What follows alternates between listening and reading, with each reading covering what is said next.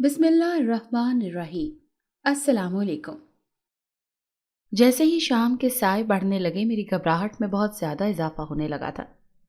میں ادھر ادھر ڈرتے اور گھبراتے ہوئے دیکھا، لیکن کچھ بھی تو ایسا نہیں تھا جس کی بنا پر میں کچھ سوچتی۔ اسی لیے چپ چاپ سی واپسی کے سفر پر روانہ ہونے کے لیے بس کا انتظار کرنے لگی۔ سڑک پر مکمل طور پر ہو کا عالم تھا۔ پوری سڑک پر کوئی بھی نظر نہیں آ رہا تھا۔ جہاں جہاں بھی نظر جاتی تھی ایسا معلوم ہوتا تھا کہ آج لوگ جلدی گھروں کو لوٹ گئے ہیں۔ میرے ہاتھ لرز رہے تھے۔ ظاہر ہے جس معاشرے میں ہم رہتے ہیں وہاں پر ایسے واقعات بڑے عام سے ہیں، اسی لیے تو اکیلے سفر کرتے ہوئے ہمیشہ سے ہی خوف زدہ ہو جایا کرتی ہوں۔ لیکن اب تو اکیلے ہی سارے سفر کرنے ہیں، یہ سوچتے ہوئے میری آنکھیں ازرا سی ہو گئی تھیں۔ دور سے بس کی ہیڈ لائٹس نے میری کچھ امیدیں قائم کر دیں۔ میں نے بس کو دور سے آتے ہوئے دیکھ لیا تھا۔ اپنے ساتھ اپنا روزمرہ کا سامان اٹھاتے ہوئے میں تیار ہو گئی تھی۔ جیسے ہی بس میرے قریب آئی میں جھک کر اپنی ٹوٹی ہوئی جوتی کو اڑسنے لگی تھی، لیکن یہ کیا، میں جیسے ہی زمین کی طرف جھکی بس میرے قریب سے فراٹے بھرتی ہوئی چلی گئی۔ میں ہکا بکا سی اس آخری بس کی طرف دیکھنے لگی جو تیزی سے آگے کی جانب بڑھ رہی تھی۔ اب کیا کروں؟ اب تو کوئی اور بس بھی نہیں آئے گی جس کے انتظار میں یہاں پر کھڑی رہوں۔ مایوسی کے عالم میں نے آخری امید کے ساتھ سڑک کے دونوں طرف دیکھا، لیکن کوئی بھی امید نظر نہیں آئی تھی۔ کلائی پر باندھی ہوئی گھڑی پر نظر ڈالی تو 8:30 ہو گئے تھے۔ اس کے بعد تو کوئی بس بھی نہیں آئے گی، اسی لیے میں نے ہاتھ میں پکڑے ہوئے اپنے بیگ کو اٹھایا اور پھر بائیں جانب چل پڑی، کیونکہ یہاں سے ایک راستہ ہمارے گاؤں کی جانب نکلتا تھا۔ میں اس کی طرف ہی چل پڑی۔ چلتے چلتے پیر من بھاری ہو رہے تھے، لیکن کیا کرتی، اب سفر بھی تو مکمل کرنا تھا نا۔ تقریباً آدھا گھنٹہ چلنے کے بعد مجھے احساس ہوا جیسے میرے پیچھے پیچھے کوئی چلتا ہوا آ رہا ہے۔ میں ایک دم سے رک گئی اور میرے رکتے ہی وہ چلتے ہوئے قدم بھی رک گئے۔ بڑی حیرت کی بات تھی۔ اماں کی یہ بات کہ رات کے وقت اگر تنہا ہوں تو چلتے ہوئے پیچھے مڑ کر کبھی مت دیکھیں، کیونکہ اکثر و بیشتر جنات حملہ آور ہوتے ہیں۔ بس اسی بات کے پیش نظر میں نے پیچھے مڑ کر دیکھنے کے بجائے چلتے رہنے میں ہی عافیت جانی تھی۔ جب آدھا سفر گزر گیا تو ایک بس دکھائی دی۔ میں نے خدا کا شکر ادا کیا۔ بس رفتہ رفتہ میرے قریب آ رہی تھی۔ میرے قریب آ کر رک گئی۔ بس میں بہت سارے مسافر تھے۔ میں بھی سوار ہو گئی اور کھڑکی کے ساتھ والی سیٹ پر بیٹھ گئی۔ کنڈکٹر میرے قریب آ کر کرایہ مانگنے لگا۔ میں نے ادا کیا اور آدھے گھنٹے میں اپنے گاؤں میں پہنچ چکی تھی۔ اسی افراتفری میں رات کے 10 بج گئے۔ جب گاؤں میں پہنچی تو سوائے گلی کوچوں کے آوارہ گردوں کے علاوہ کوئی بھی موجود نہیں تھا۔ میں تیزی سے چلتی ہوئی گھر پہنچ گئی، لیکن اپنے پیچھے قہقہوں کی بلند آوازیں سننے لگی تھی۔ گھر پہنچی تو اماں بیچاری چکر پر چکر لگا رہی تھی۔ مجھے دیکھتے ہی خدا کا شکر ادا کیا کہ میں گھر پہنچ گئی ہوں۔ میرے چہرے پر اڑنے والی دھول مٹی کی وجہ سے تھکاوٹ سے برا حال تھا۔ آمنہ، آج آنے میں اتنا وقت لگا دیا؟ اماں نے پریشانی کے عالم میں دروازہ بند کرتے ہوئے مجھ سے پوچھا۔ میں نے ساری بات بتا دی۔ اچھا چلو کوئی بات نہیں، منہ ہاتھ دھو لو، میں کھانا گرم کرتی ہوں۔ اماں یہ کہتے ہوئے کچن کی طرف بڑھ گئی اور میں کمرے میں چلی گئی جہاں چھوٹی بہن اور بھائی سو رہے تھے۔ ابا کی چارپائی پر نظر پڑی تو بے اختیار بہت سارے آنسو میرے رخساروں پر ٹپک کر گر گئے کہ جب وہ زندہ تھے تو کبھی کوئی پریشانی ہوئی ہی نہیں تھی، لیکن اب تو بس خاک روٹی پوری کرنی بھی مشکل ترین ہوتی جا رہی ہے۔ اماں ٹرے میں کھانا لیے کمرے میں آ گئی تھی۔ میں جلدی سے اپنے آنسو صاف کر چکی تھی کہ اماں تو پہلے ہی بے حد پریشان رہتی ہیں، کہیں ایسا نہ ہو کہ میرے آنسو دیکھتے ہوئے دل برداشتہ ہو جائیں۔ کھانا کھاتے ہوئے بھی ابا بہت یاد آئے کہ ان کے ہوتے ہوئے یہ پتلی دال اور سوکھی روٹیاں کھانے کو نہیں ملتی تھی، لیکن اب تو سوائے صبر شکر کے اور کچھ بھی نہیں ہے ہمارے پاس۔ آمنہ بیٹی، میری دوائیاں لائی ہو؟ اماں نے کچھ جھجکتے ہوئے پوچھا۔ میں ان کی اس بے بسی پر کٹ کر رہ گئی تھی۔ جی اماں، بالکل لائی ہوں، بلکہ اب دوائیاں پہلے سے کافی سستی ہیں، اسی لیے آپ اس بارے میں بالکل بھی پریشان مت ہوا کریں۔ میں نے اماں کا دل رکھنے کے لیے جھوٹ بولا، حالانکہ دوائیاں پہلے سے بھی بہت زیادہ مہنگی ہو چکی تھیں۔ اماں دوائی کھا رہی تھی اور میں ان کی دوائی کھانے کے انتظار میں یہی سوچ رہی تھی کہ اب گھر کا گزارا کرنا کیسے ہے، کیونکہ جس فیکٹری میں کام کرتی تھی اس کے مالک نے بہت سارے لوگوں کو آج فارغ کر دیا۔ جس میں بھی شامل تھی۔ یہی سوچ سوچ کر میری جان نکل رہی تھی۔ کچھ دیر تک اماں کے پیر دبانے کے بعد میں نے انہیں ساری بات بتا دی۔ وہ پہلے تو کچھ دیر تک بولی ہی نہیں، پھر کہنے لگی کہ آمنہ کوئی بات نہیں ہے، ایک در بند تو 1000 کھل جاتے ہیں، کوئی پریشانی والی بات نہیں ہے۔ اب جاؤ میری بچی اور جا کر سکون سے سو جاؤ۔ تمہاری اس ماں کی تنخواہ بھی پڑی ہے، ابھی تو وہ استعمال کرتے ہیں، پھر ساتھ ہی کوئی کام مل ہی جائے گا۔ اماں کی باتوں سے مجھے کچھ حوصلہ ملا، لیکن دل ابھی بھی بہت پریشان تھا۔ میں اپنی چارپائی پر جا چکی تھی، اسی لیے سوچتے سوچتے نیند کب آ گئی پتہ ہی نہیں چلا۔ صبح جب آنکھ کھلی تو محلے کی باجی کلثوم آئی ہوئی تھی۔ وہ اماں سے ملنے کے لیے اکثر و بیشتر آ جایا کرتی تھی، اسی لیے وہ آج بھی آئی تھی۔ چھوٹے بہن بھائی اسکول جا چکے تھے۔ میں حیران ہو رہی تھی، جب گھڑی پر نظر پڑی تو حیران رہ گئی کہ دن کے 10 بج گئے تھے۔ شرمندہ سی ہوتی ہوئی باجی کلثوم کے پاس بیٹھ گئی۔ آمنہ آج تو بہت دیر تک سوتی رہی؟ وہ میری آنکھوں کی طرف دیکھتے ہوئے پوچھ رہی تھی۔ جی باجی، جس فیکٹری میں کپڑے سیتی تھی نا، وہاں سے اب کام نہیں ملا کرے گا، بس اسی لیے میں ہی ہوں گھر میں۔ وہ کچھ دیر تک سوچتی رہی، پھر کہنے لگی اچھا فکر کی کوئی بات نہیں، میرے ایک جاننے والے ہیں، ان کی اپنی بوتیک ہے، لیکن وہ کپڑے سارے گھر میں ہی سلائی کرواتے ہیں، اسی لیے کہ کام بہت نفاست سے ہو، پیسے بھی بہت اچھے دیتے ہیں۔ اگر تم وہاں کام کرنا چاہو تو میں ان سے بات کرتی ہوں۔ میرا تو خوشی کے مارے برا حال تھا، اسی لیے میں خوشی سے جھوم اٹھی۔ جی جی باجی، آپ آج ہی ان سے بات کریں، وہ میرے گھر کی حالت جانتی تھی، اسی لیے کہنے لگی کہ میں آج ہی ساری بات کرتی ہوں۔ اماں ان کے لیے چائے بنا کر لے آئیں۔ وہ بڑی خوش اخلاقی سے بات کیا کرتی تھی، اسی لیے کہنے لگی کہ اگر میری وجہ سے آپ لوگوں کا بھلا ہو جائے تو اس میں کوئی حرج نہیں ہے، میں شام کو دوبارہ آ کر بتاتی ہوں۔ وہ چلی گئی اور میں پورا دن ہی دعائیں کرتی رہی، یہ کوئی کام بن جائے، کیونکہ پیسے تو ایک دن ختم ہو ہی جانے ہیں۔ میں نے سوچا کہ گھر کی تفصیلی صفائی ستھرائی ہی کر دوں، کیونکہ پہلے تو ہم نہ اسکول سے آ کر سارے کام کیا کرتی تھی، لیکن چلے اب تو میں گھر میں ہی تھی تو سوچا کیوں نہ یہ کام کر لوں۔ شام تک میں سارے کام مکمل کرنے کے بعد فارغ ہو کر چھت پر چلی گئی۔ چھت پر جاتے ہوئے نہ جانے کیوں میری ٹانگوں میں شدید درد ہو رہا تھا، لیکن نیچے دل گھبرانے کی وجہ سے میں چھت پر چلی آئی۔ کچھ ہوا چلنے کی وجہ سے دل کی گھبراہٹ میں کمی واقع ہوئی تھی۔ بڑی سڑک ہمارے گاؤں کے پاس سے ہی گزرتی تھی، اس پہ سے بسیں اور گاڑیاں گزر رہی تھیں۔ ابھی میں ان کی طرف دیکھ ہی رہی تھی کہ اچانک ایک بس میرے سامنے سے ہی گزری۔ مجھے محسوس ہوا میں نے اس بس کو پہلے کہیں دیکھا ہوا ہے۔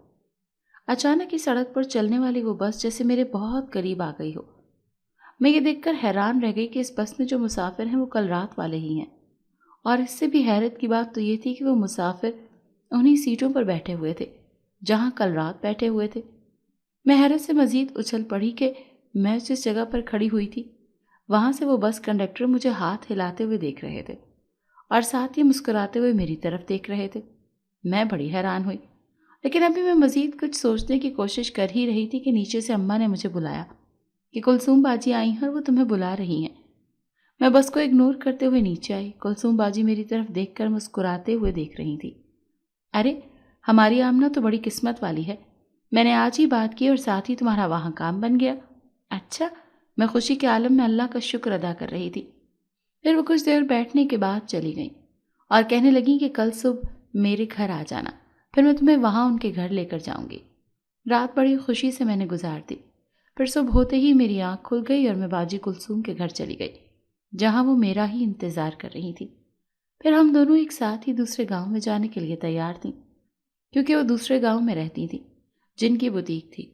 اس گاؤں میں جانے کے لیے ویسے تو چنچی کی ضرورت ہوتی ہے، لیکن باجی کلثوم کے مطابق یہاں سے شارٹ کٹ ہے، وہاں سے چلتے ہیں۔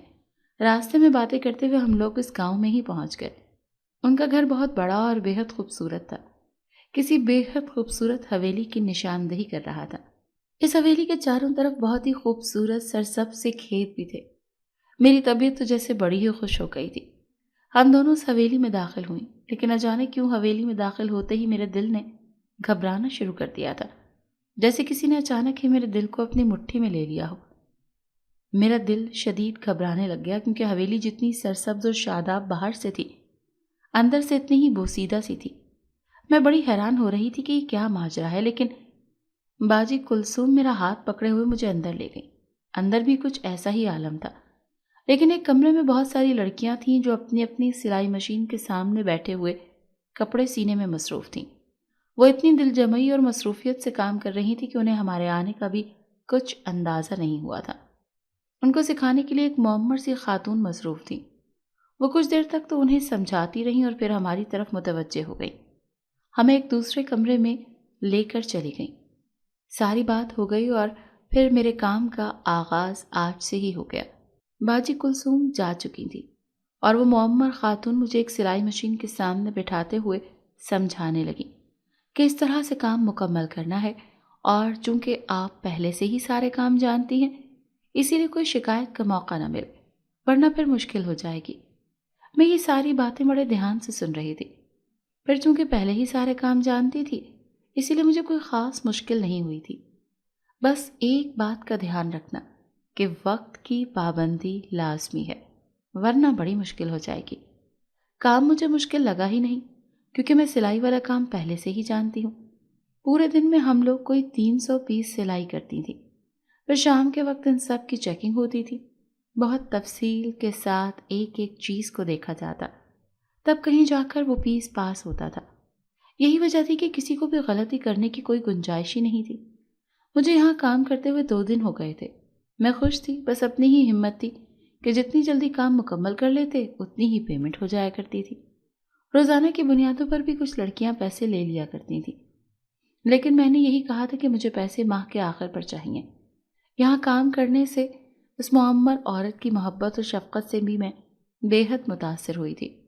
وہ اپنے شوہر کے ساتھ رہتی تھی، ایک ہی بیٹا تھا جو بیرون ملک میں رہتا تھا اپنی بیوی بچوں کے ساتھ، اور یہ دونوں معمر میاں بیوی یہاں پر زندگی کی گاڑی کو چلانے کے لیے محنت کر رہے تھے۔ ہر لمحہ جیسے وہ اذیت میں گزار رہے تھے۔ مجھے رفتہ رفتہ اس بات کا احساس ہوا تھا۔ کام چور تو میں کبھی بھی نہیں تھی، اسی لیے بڑی محنت سے کام کرتی تھی۔ جب کبھی ایسا ہوتا کہ ان کے گھر میں کھانا پکانے والی کوئی تدبیر نہ بن سکتی تو میں کچھ وقت نکال کر ان کے لیے کھانا بھی تیار کر دیا کرتی تھی۔ یہی وجہ تھی کہ ان دونوں کے دل میں میرے لیے بہت محبت تھی۔ مجھے وہ اپنے گھر کا فرد ہی سمجھ رہے تھے، اور حقیقت تو یہی تھی کہ میرا بھی یہاں پر بہت دل لگ گیا تھا۔ آج 19 تاریخ تھی۔ میں بہت زیادہ خوش تھی کیونکہ آج مجھے تنخواہ ملنی تھی۔ میں خوشی خوشی تنخواہ لیے گھر آ چکی تھی۔ اماں بھی بہت خوش ہوئیں کہ ان کی بیٹی نے ایک دفعہ پھر سے سارے گھر کو سنبھال رکھا ہے۔ کچھ نہ کچھ مشکلات تو کم ہو ہی گئی تھیں۔ میں نے پہلے سے بھی کہیں زیادہ گھر والوں کا خیال رکھنا شروع کر دیا تھا۔ حالات پہلے سے کافی حد تک بہتر ہو گئے تھے۔ ہمنا اور حماد اسکول کی فیسیں دینے میں اب کوئی پریشانی نہیں ہو رہی تھی۔ یہی وجہ تھی کہ وہ بہت شوق سے پڑھنے میں مصروف ہو گئے تھے۔ میں وقت کی اتنی پابندی کیا کرتی تھی کہ وقت سے بہت پہلے ہی کام پر چلی جایا کرتی تھی۔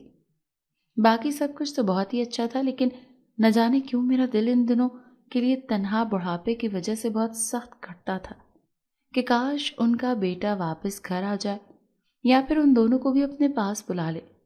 میرے دل سے ہمیشہ یہی دعائیں نکلتی تھیں، لیکن ابھی شاید قبولیت کی گھڑیاں دور تھیں۔ میں اپنے کام میں مصروف تھی۔ باقی لڑکیوں میں سے ابھی تک صرف 3 ہی آئی تھیں، باقی سب چھٹی پر تھیں، لیکن نہ جانے کیوں مجھے لگ رہا تھا کہ آج بابا جی کی طبیعت کچھ بہتر نہیں ہے۔ وہ آج کمرے سے باہر ہی نہیں نکلے تھے، اور اماں جی بھی چپ چپ سی تھیں۔ آہستہ آہستہ باقی لڑکیاں بھی آ گئی تھیں، لیکن میں بہت حیران ہو رہی تھی کہ آج سارے کپڑے سرخ رنگ کے سینے والے تھے۔ بڑا ہی کوئی خوبصورت سرخ کپڑا تھا۔ اماں جی بتا رہی تھیں کہ یہ آرڈر ملا ہے، اس کو کل تک ہر صورت میں مکمل کرنا ہے، لیکن یاد رہے کہ اس کو مغرب سے پہلے پہلے ختم کرنا ہے۔ یہ نہ ہو کہ مغرب تک یہ کام چلتا رہے۔ وہ جب یہ بات کر رہی تھی تو ان کے چہرے پر تفکرات کے آثار بڑے واضح تھے، لیکن وہ ہم میں سے کسی کو بھی محسوس نہیں کروا رہی تھی۔ میں ان کے چہرے کی جانب بڑے غور سے دیکھ رہی تھی، لیکن سوال پوچھنے کی ہمت نہیں ہوئی، اسی لیے چپ چاپ اپنے کاموں میں لگ گئی۔ کپڑا اس قدر خوبصورت اور ملائم تھا کہ جلدی جلدی سل رہا تھا۔ یہ بھی بڑی حیرت کی بات تھی، کیونکہ اس سے پہلے جتنے بھی کپڑے سلائی کیے تھے وہ سارے ہی بڑے کٹھن تھے، سلنے میں بڑی مشکل ہو رہی تھی، لیکن اس کو سینے میں بہت مزہ آ رہا تھا۔ ایک ہی دن میں کافی سارے کپڑے سل چکے تھے، لیکن یہ کپڑے ایک ہی سائز کے تھے اور تعداد میں بہت زیادہ تھے۔ بہت بڑی بڑی سی کھلی فراکیں تھیں جن کے گھیرے اس قدر زیادہ تھے کہ شاید 2 سے 3 لوگ اس فراک کو پکڑ کر چلیں گے۔ تب کہیں جا کر وہ قابو میں آ سکے گی۔ میرا پہلے تو یہی دل کیا کہ میں پوچھوں، لیکن پھر بابا جی کو چپ نے مجھے اس سوال کرنے سے باز ہی رکھا۔ جیسے ہی مغرب کی اذانیں شروع ہوئیں، بابا جی نے چیخ کر کہا کہ بس کرو، بند کر دو اسے، مزید اب کام نہیں کرنا۔ میں نے آج سے پہلے کبھی بھی انہیں اس طرح سے بولتے ہوئے نہیں دیکھا تھا۔ کام ختم کرنے کے بعد ہم لوگ اس کمرے کو سمیٹتے ہوئے گھروں کی طرف چل پڑی۔ ان کا کام اس قدر بہترین تھا کہ ہم سب لڑکیوں کے لیے ایک بڑی بس کا انتظام بھی کر دیا تھا، کیونکہ واپسی پہ ہمیں کبھی نہ کبھی دیر بھی ہو جایا کرتی تھی۔ اسی لیے اکیلے آنے جانے سے بچنے کے لیے ہم بس میں ہی آتی جاتی تھی۔ بس ہمیں گاؤں کے اسٹاپ پر اتارتی تھی، وہاں سے مجھے حماد لے کر جاتا تھا۔ میں نے اماں کو جا کے ساری بات بتا دی۔ عجیب سی صورتحال تھی، لیکن اماں کہنے لگیں کہ تم ان باتوں پر کچھ خاص توجہ نہ دو، کیونکہ تمہیں کام کے پیسے ٹھیک ٹھاک مل رہے ہیں، ہماری گزر بسر ہو رہی ہے نا، بس اتنا ہی کافی ہے۔ اماں نہ جانے کیوں میرا دل چاہ رہا ہے کہ وہ جو سرخ رنگ کا کپڑا سل رہا تھا نا، اس میں سے میں بھی ایک سوٹ لے لوں۔ میں نے اماں کو بڑے مان سے کہا۔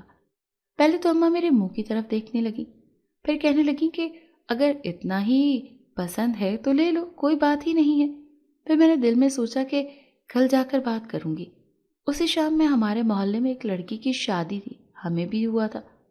میں اور اماں ان کے گھر چلی گئی۔ لڑکی بہت ہی کم عمر تھی، لیکن جیسے ہی بارات آئی میرا منہ حیرت سے کھل گیا، کیونکہ دلہے کی عمر بہت ہی زیادہ تھی، وہ بوڑھا لگ رہا تھا۔ میرا تو دل ہی عجیب سا ہو گیا گھٹن کی وجہ سے۔ میں کچھ دیر بیٹھی اور پھر اماں کو لیے بنا ہی کھائے پیے وہاں سے نکل آئی۔ اماں نے گھر آ کر میری خوب خبر لی تھی کہ کوئی ایسے بھی کرتا ہے، حد ہو گئی ہے۔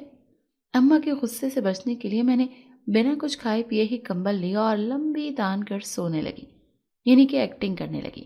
اس لڑکی کی قسمت کے پھوٹ جانے کا غم مجھے بہت زیادہ تھا، میں بس اس کے لیے دعا ہی کر سکتی تھی۔ اگلی صبح ہمیں 6 بجے ہی لینے کے لیے آ گئی تھی، کیونکہ آج آرڈر مکمل کرنا تھا۔ اماں کو بتا کر میں بنا ناشتہ کیے بس میں آ کر بیٹھ گئی۔ وہاں پہنچے ہی ہم لوگوں نے کام شروع کر دیا تھا۔ کپڑا بہت ہی خوبصورت تھا۔ سارا کام ہم لوگ بڑی تیزی سے مکمل کر رہے تھے۔ شاید میں نے اس قدر خوبصورت کپڑا پہلے کبھی نہیں دیکھا تھا، یا پھر یہ میرے دل کو ہی بہت اچھا لگ رہا تھا۔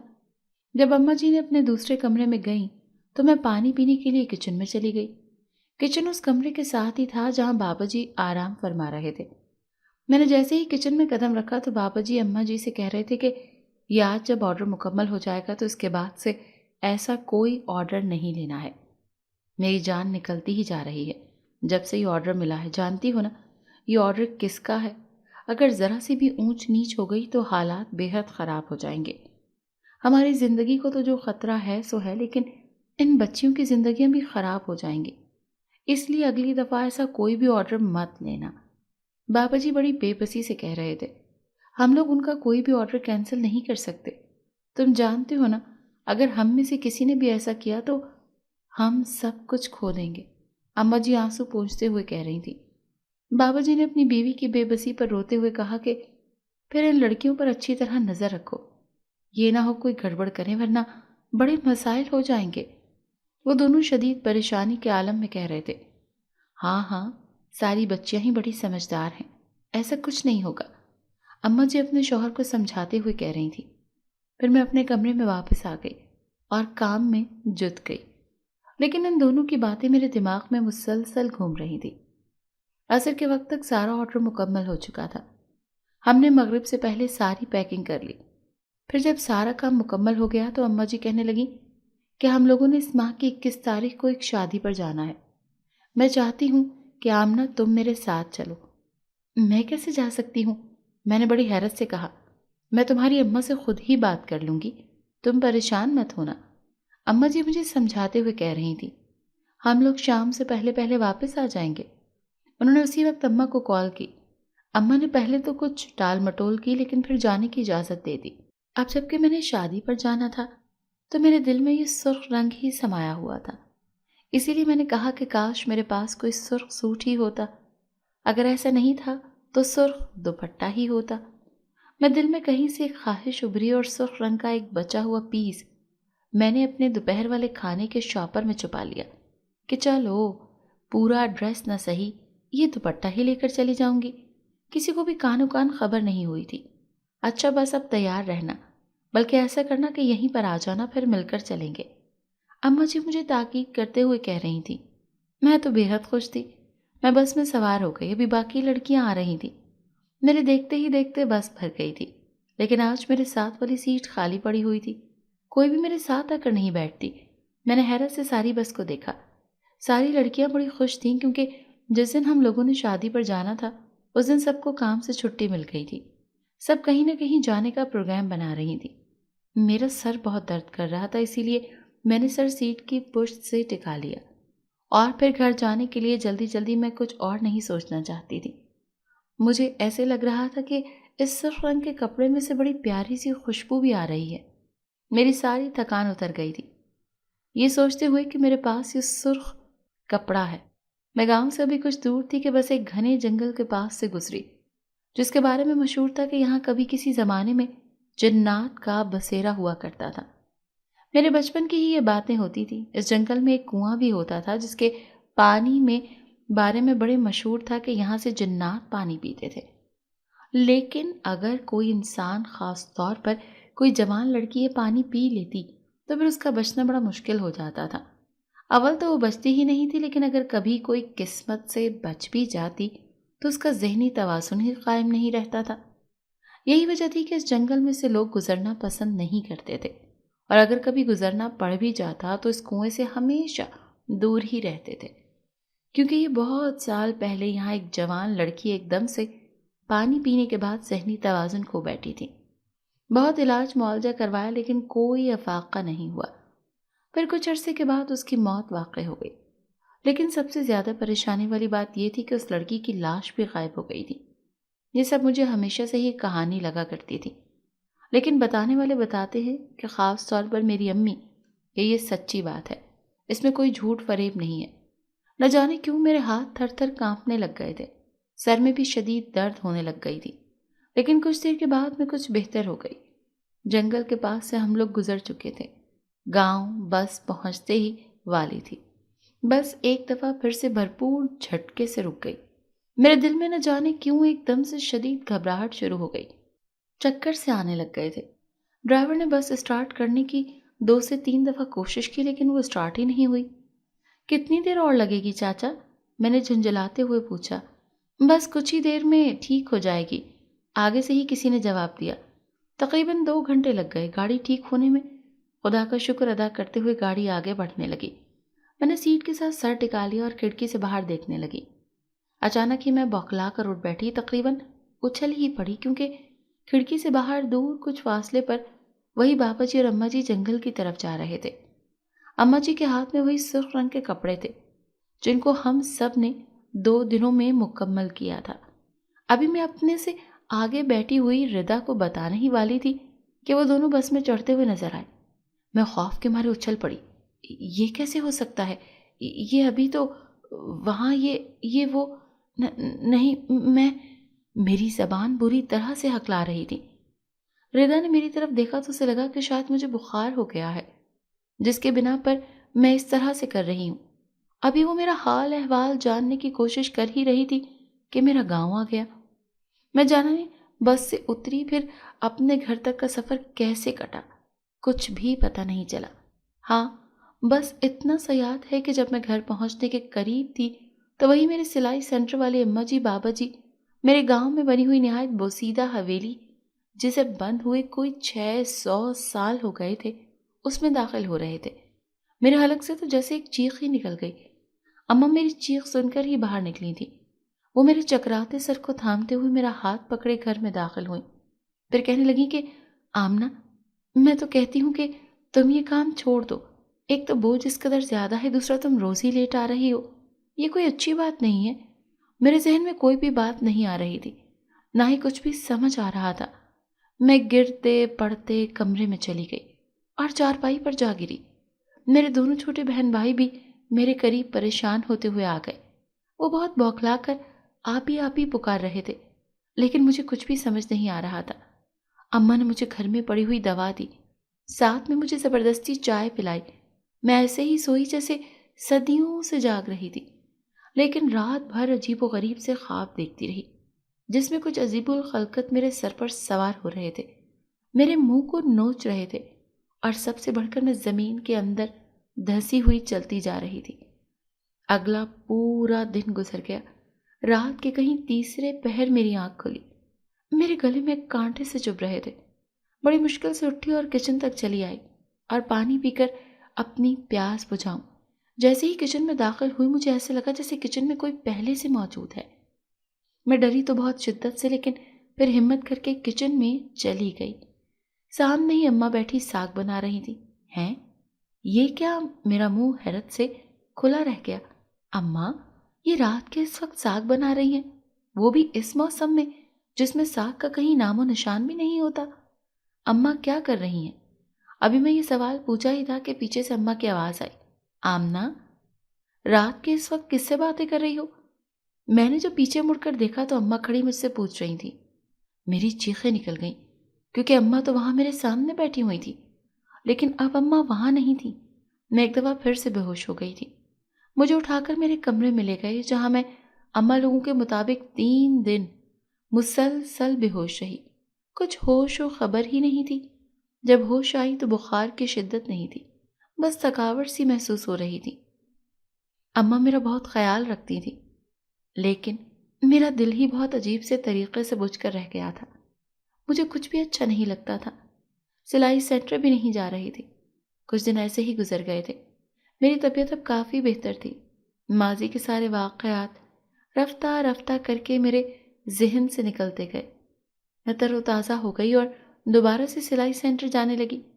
کیلنڈر پر نظر پڑی تو ایک دم سے ذہن میں جھماکا سا ہوا کہ آج سے مجھے شادی پر جانا ہے۔ بس ساری تیاری مکمل کر کے میں اماں کے گھر پہنچ گئی، لیکن وہاں جا کر شدید مایوسی ہوئی۔ آج تو بس بھی نہیں آئی تھی، اسی لیے میں لوکل ہی گئی۔ حیرت کی بات تو یہ ہوئی کہ سلائی سینٹر پر تالا پڑا ہوا تھا۔ اب میرے پاس کوئی فون وغیرہ نہیں تھا، ورنہ میں انہیں کال کر کے پوچھ ہی لیتی۔ لیکن پھر خیال آیا کہ اگر میرے پاس فون نہیں تھا تو ان کے پاس کون سا ہے؟ میں نے تو کبھی بھی نہیں دیکھا۔ اب کیا کروں؟ اماں کے مطابق سارا فنکشن رات کا ہی تھا، لیکن کہاں پر؟ پھر میں بہت ہی مایوسی کے عالم میں اپنے گاؤں کی طرف واپس جانے لگی اور اسی سڑک کی طرف بڑھ گئی۔ لیکن مجھے اپنے پیچھے مانوس سی آواز سنائی دی، ارے بیٹی، واپس کیوں جا رہی ہو؟ میں تو تمہارا ہی انتظار کر رہی تھی کب سے، اتنی دیر کیوں لگا دی؟ چلو اب آ ہی گئی ہو تو چلو شادی گھر میں۔ وہ اماں ہی تو تھیں، بڑی محبت سے مجھ سے پوچھ رہی تھی۔ میں وہ تالا دیکھ کر واپس جانے لگی تھی، ابھی آپ کی آواز پر آپ کی طرف بڑھی ہوں۔ اچھا چلو اب آؤ پھر چلتے ہیں۔ اور میں بنا کچھ سوچے سمجھے ان کے ساتھ چل پڑی۔ ہم اسی جناتی جنگل میں سے گزر رہی تھی۔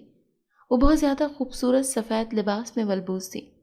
وہاں اس جنگل میں سے بابا جی کو بھی لیا، وہ بھی سفید لباس میں تھے۔ ہم لوگ چلتے چلے جا رہے تھے۔ کافی دیر تک چلتے رہنے کے بعد ہم لوگ ایک پگ ڈنڈی کی طرف بڑھے۔ وہاں سے چلتے ہوئے ایک اونچی سی چوٹی پر چڑھ گئے۔ اس چوٹی کا منہ ایک دم سے کھلا تھا۔ وہاں بہت سارے لوگ زرق برق لباس میں ملبوس، بہت خوشنما خوشبوؤں میں بسے ہماری ہی طرف متوجہ تھے۔ ایک بہت وجیح سے شخص بھی کچھ دیر کے بعد آ گیا۔ اماں جی نے بتایا کہ یہ دولہا ہے، اب یہاں سے بارات روانہ ہوگی۔ اماں مجھے یہاں بٹھا کر خود دوسرے لوگوں سے ملنے کے لیے چلی گئی۔ میں وہیں پر ہی بیٹھی ہوئی تھی کہ اچانک شور اٹھا کہ بارات روانگی کے لیے تیار ہے۔ جیسے ہی بارات کی روانگی کا اعلان ہوا، میں نے جلدی سے اپنا سرخ دوپٹہ اپنے ہینڈ بیگ سے نکالا، اسے اوڑھا، لیکن جیسے ہی اسے اوڑھا پوری چوٹی میں ہلچل مچ گئی۔ ساری مخلوق عجیب سی شکلوں میں تبدیل ہو گئی۔ کچھ خواتین تھیں اور کچھ عورتیں تھیں، لیکن ان کی سرخ آنکھیں شعلہ برساتی ہوئی، لمبے کان، بہت نوکیلے دانت، دھڑ کی جگہ سر اور سر کی جگہ دھڑ، بہت ہی عجیب و غریب سی مخلوق جسے دیکھتے ہوئے میرے رونگٹے مکمل طور پر کھڑے ہو چکے تھے۔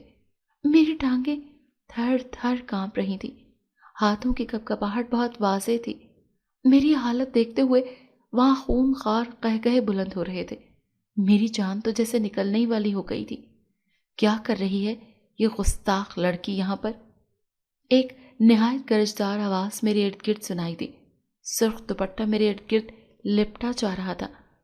میں ان سے جان چھڑانے کی بھرپور کوشش کر رہی تھی، لیکن وہ میری سانسیں مکمل طور پر بند کرنے میں مصروف تھا۔ یا اللہ، میری مدد فرما، میں نے تو ایسا کچھ بھی نہیں کیا۔ میں ارد گرد دیکھنے کی بھرپور کوشش کر رہی تھی، لیکن میری گردن حرکت کرنے سے قاصر تھی۔ یہی وجہ تھی کہ میری سانسیں اکھڑنا شروع ہو گئیں، آنکھوں میں سے پانی بھر بھر کر باہر آنے لگا۔ اچانک پوری چوٹی دھوئیں سے بھر گئی، کچھ بھی نظر نہیں آ رہا تھا، میری آنکھیں بھی بند ہو گئی تھیں۔ کافی دیر گزر گئی، کچھ بھی نظر نہیں آ رہا تھا۔ میرے ارد گرد سے دوپٹہ اتر کر دور جا گرا۔ جیسے ہی دوپٹہ دور جا گرا، اس نے میرے پاؤں کو جکڑ لیا۔ میں اس دوپٹے کے ساتھ لپٹی ہوئی دور تک جا رہی تھی، پیروں میں سے جوتے کہیں دور جا گرے، میرے سارے پاؤں چھلتے جا رہے تھے۔ یہی وجہ تھی کہ خون کے چھینٹے دور دور تک پھیل رہے تھے۔ جہاں جہاں خون کے چھینٹے پڑ رہے تھے، وہاں وہاں بہت سارے عجیب و غریب سے لوگ بکھرتے ہوئے جا رہے تھے۔ پھر ایک دم سے سائرن بجنا شروع ہو گیا۔ سائرن کی آواز کے ساتھ ایک ڈھول پیٹا جا رہا تھا، جس کی تھاپ سے بہت ساری عورتیں رقص کرتی ہوئی میرے ارد گرد جمع ہو رہی تھیں۔ شاید یہاں پر کوئی شادی ہو رہی ہے، میں نے ذہن پر زور ڈالتے ہوئے کہا۔ لیکن میں تو اماں کے ساتھ ایک شادی میں ہی آئی تھی، پھر یہ لوگ کون ہیں؟ میں خود سے ہی سوال کر رہی تھی۔ ہاں ہاں، ہم لوگ ہی جنات ہیں، ہم لوگ جن زادیاں ہیں، اور تم نے یہ جو دوپٹہ لیا ہوا ہے نا۔ ایک غیبی آواز مجھے سب کچھ سنا رہی تھی۔ اسی آواز میں پیچھے مڑ کر دیکھنے لگی، لیکن وہاں تو کوئی بھی نہیں تھا۔ 2 درخت میرے سامنے نمودار ہوئے، لیکن میں یہ دیکھ کر اچھل پڑی کہ ان درختوں کے ساتھ بابا جی اور اماں جی کو الٹا لٹکایا ہوا تھا۔ وہ بری طرح سے گھبرائے ہوئے تھے، لیکن میری طرف بہت ہی غصے سے دیکھ رہے تھے۔ لیکن میں نے کیا کیا ہے؟ ہم نے تم دونوں پر ترس کھایا اس وقت جب تمہارا بیٹا تم دونوں کو بے یار و مددگار چھوڑ کر بیرون ملک جا بسا تھا۔ ہم نے تمہاری مدد کی، ہم نے تمہارے لیے اچھا سوچا، لیکن تم نے ہمارے ساتھ کیا کیا؟ ایک بہت بڑا آدمی جس کا قد عام انسانوں سے بہت بڑا تھا، اس کی گردن آسمان تک جا رہی تھی، وہ بابا جی سے مخاطب تھا۔ جب ہم نے تمہاری مدد کی تو تم نے پھر کیا کیا؟ ارے ہمارے راز کو فاش کر دیا۔ یہ سرخ کپڑا اس لڑکی کے پاس کیسے آیا؟ اس نے تم نے کام دیا تھا نا، کیونکہ اس کے گھر کے حالات بہت خراب تھے، پھر اس کے لیے آسانیاں ہو گئی، لیکن اسے یہ آسانیاں اچھی نہیں لگی۔ ہاں تو بتاؤ، جلدی بتاؤ، کیوں کیا ہمارے ساتھ اس طرح کا دھوکا؟ وہ چیخ چیخ کر بابا جی سے پوچھ رہا تھا، لیکن بابا جی کچھ بھی بتانے سے قاصر تھے۔ وہ آگ گرم کر رہے تھے، اسے بری طرح سے جلا رہے تھے تاکہ وہ مزید بھڑک اٹھے۔ پھر انہوں نے بابا جی کے رسی کو کچھ نرم کیا۔ جیسے ہی اسے نرم کیا، بابا جی کا سر اس آگ میں لگنے لگا۔ وہ چیخ چیخ کر رونے لگے۔ میری برداشت جواب دے گئی تھی۔ میں نے ہمت کی اور چیخ چیخ کر کہا کہ اس میں ان کا کوئی قصور نہیں ہے، یہ سرخ دوپٹہ میں نے چوری کیا تھا، یہ مجھے اچھا لگا تھا۔ ابا کی وفات کے بعد کبھی بھی ایسا کپڑا یا رنگ پہننا نصیب نہیں ہوا تھا، اسی لیے میں نے جب یہ کپڑے سلائی کیے تو مجھے یہ کپڑا بہت اچھا لگا، بس میں نے یہ چھپا کر اپنے پاس رکھ لیا۔ جب سے اسے چھپایا ہے مصیبتوں پر مصیبتیں ہی آ رہی ہیں، مجھے معاف کر دیں، میں آئندہ ایسا کوئی کام نہیں کروں گی، میں نے منت کرتے ہوئے کہا۔ آئندہ کے لیے تم بچو گی تو تم کوئی غلطی کرو گی نا، وہ گرجتے ہوئے مجھ سے کہہ رہا تھا۔ جانتی ہو تم کہاں آ گئی ہو؟ وہ مجھ سے پوچھ رہا تھا۔ میں شادی میں آئی ہوں، میں نے بہت ڈرتے ہوئے جواب دیا۔ ہاں آئی تو تم ایک شادی میں ہی ہو، کیونکہ تم نے ایک شادی میں ہی اس بوڑھی عورت کے ساتھ جانا تھا، لیکن ہم تمہیں یہاں جنات کی بارات میں لے آئے ہیں تاکہ تمہیں سبق سکھا سکیں۔ وہ اپنی بات پر قائم تھا اور میں چاہتی تھی کہ کسی طرح سے درگزر ہو جائے، لیکن کوئی صورتحال نظر نہیں آ رہی تھی۔ اسی لیے میں نے ایک نظر بابا جی کو دیکھا، وہ روئے جا رہے تھے، ساتھ ہی ساتھ میں اپنی سفید داڑھی کو صاف بھی کر رہے تھے۔ پھر مجھے اماں جی کا خیال آیا اور ساتھ ہی ان کے احسانات کا، کیونکہ آخر میں نے یہ سب کچھ کیا۔ اگر مجھے سرخ دوپٹے کی ضرورت تھی تو یقیناً مجھے ان کو بتانا چاہیے تھا، نہ کہ اس انداز میں چوری کرنا چاہیے تھی۔ ایک بڑا سا الاؤ میرے لیے تیار کیا جا رہا تھا۔ مجھے اپنی موت بڑی واضح نظر آ رہی تھی کہ اب تو میری آخری سانسیں چل رہی ہیں۔ الاؤ بہت بڑا تھا، میری رسیاں کھولی جا رہی تھیں۔ ایک دم سے رسی کھول کر اس دہکتے ہوئے الاؤ میں مجھے ڈال دیا گیا۔ نہ جانے کیسے اس الاؤ میں گرتے گرتے میں نے آیت الکرسی 4 قل اور سورہ جن جو کبھی ابا جی نے یاد کروائی تھی وہ پڑھ لی۔ میں الاؤ میں گر چکی تھی لیکن آگ ایک دم سے ٹھنڈی ہو چکی تھی۔ اس نے مجھے ذرا برابر بھی نقصان نہیں پہنچایا تھا۔ سب کی ہنسی نکل رہی تھی کہ اچانک کہیں سے سفید کپڑوں میں ابا جی بھی میرے سامنے آ گئے۔ وہ اپنی لاڈلی بیٹی کو اس حالت میں دیکھتے ہوئے شدید کرب کا شکار ہو چکے تھے، اسی لیے وہیں پہ ہی ایک طرف جائے نماز بچھاتے ہوئے نوافل پڑھنے لگے۔ مجھے یہ احساس تک نہ ہوا کہ ابا جی اب اس دنیا سے جا چکے ہیں۔ کافی دیر تک وہ نوافل پڑھتے رہے، نہ جانے کیا تھا ان کی دعاؤں میں کہ سارے جنات بھی زمین پر سجدہ ریز ہو گئے۔ وہ میری طرف دیکھتے ہوئے کہنے لگے، جب اللہ نے تم انسانوں کو اشرف المخلوقات پیدا کیا ہے تو پھر کیسے تم لوگ اپنے رب کو دھوکہ اور فریب دے سکتے ہو؟ کس طرح سے جھوٹ بول سکتے ہو؟ کبھی سوچا بھی ہے؟ وہ مجھ سے پوچھ رہے تھے اور میں روتی جا رہی تھی۔ آپ ان کو نیچے اتار دیں، ان کو میرے حصے کی سزائیں مت دیں، یہ میرے محسن ہیں، ان کی مجھ پہ بہت احسانات ہیں۔ میں نے ان کے آگے ہاتھ جوڑ دیے، ان سے وعدہ کیا کہ آئندہ ایسا کچھ بھی نہیں کروں گی جس سے آپ کو یا کسی اور کو بھی کوئی دکھ دے سکوں۔ میں نے روتے ہوئے کہا، شاید قبولیت کی کوئی گھڑی تھی۔ مجھے الاؤ سے باہر نکال لیا گیا، میں زمین پر بیٹھی ہوئی تھی۔ میرے ارد گرد جو سارے جنات تھے وہ اٹھ اٹھ کر کہیں دور جا رہے تھے۔ بابا جی اور اماں جی بھی آزاد کر دیے گئے۔ وہ ابھی تک روئے جا رہے تھے۔ میں ان کے قدموں میں بیٹھ گئی۔ وہ مجھے اٹھا رہے تھے۔ میں نے ان سے معافی مانگی۔ ابا جی وہاں سے چلے گئے تھے۔ میں نے انہیں بہت زیادہ ارد گرد تلاش کیا لیکن وہ وہاں پر نہیں تھے۔ بس آسمان پر ایک نور سا نظر آیا۔ شاید ان کی روح واپس چلی گئی تھی۔ میں بابا جی اماں جی کے ساتھ ان کے گھر میں واپس آئی لیکن ان کے سارے دروازے ہی کھلے ہوئے تھے۔ مجھے لگا شاید چوری ہو گئی ہے، لیکن ہم لوگ ڈرتے ڈرتے کمرے میں گئے تو خوشی کے مارے اماں جی کی چیخیں ہی نکل گئیں کیونکہ ان کا بیٹا صوفے پر بیٹھا ہوا تھا۔ مارے خوشی کے وہ روئے جا رہی تھی۔ کافی دیر تک یہ سب کچھ چلتا رہا۔ میں نے کہا مجھے گھر جانا ہے۔ میں یہ بات ابھی کر ہی رہی تھی کہ اماں حماد اور ہمنا ادھر ہی آ گئی۔ میرے اپنے والدین کو یہاں سے ہمیشہ ہمیشہ کے لیے لینے کے لیے آیا ہوں۔ بہت زیادہ نافرمانیاں میں کر چکا ہوں، اب مزید نہیں کروں گا۔ احسن بھائی جو کہ اماں جی کے بیٹے تھے وہ روتے ہوئے کہہ رہے تھے، یہ دونوں میرے ساتھ اب رہیں گے، میں ان دونوں سے دل سے معذرت کرتا ہوں۔ وہ ہاتھ جوڑ کر کہہ رہا تھا۔ پھر کچھ دیر کے بعد بابا جی کہہ رہے تھے کہ یہ سلائی سینٹر ہم آمنہ کے حوالے کر کے جا رہے ہیں، بلکہ یہ اپنی اماں اور بہن بھائی کے ساتھ اسی گھر میں رہے گی، یہاں اس کو کوئی تکلیف نہیں ہوگی۔ بس اس طرح سے میں نے وہ سلائی سینٹر سنبھال لیا۔ 10 سال گزر گئے اس قصے کو۔ میرے ماموزاد کے ساتھ میری شادی ہو گئی۔ ہمنا حماد کی شادی کے بعد امی حج بھی کرائیں۔ سلائی سینٹر آج بھی پوری آب و تاب کے ساتھ چمک رہا ہے۔ سرخ کپڑا سلائی نہیں کرتی، اس پہ بہت شدت سے پابند رہتی ہوں۔ آج اپنے کام میں مصروف تھی۔ سرخ کپڑے کا ایک تھان میرے سامنے آیا لیکن میں نے اسے واپس کروا دیا کیونکہ میرے پاس اس وقت 100 لڑکیاں ہیں 2 شفٹس میں۔ میں نہیں چاہتی کہ سرخ کپڑے کی وجہ سے کوئی بھی لڑکی میری والی تاریخ دہرائے۔ اگر آپ کو آج کی ہماری کہانی پسند آئی ہے تو اسے لائک کیجیے اور اپنے پیاروں کے ساتھ شیئر کیجیے۔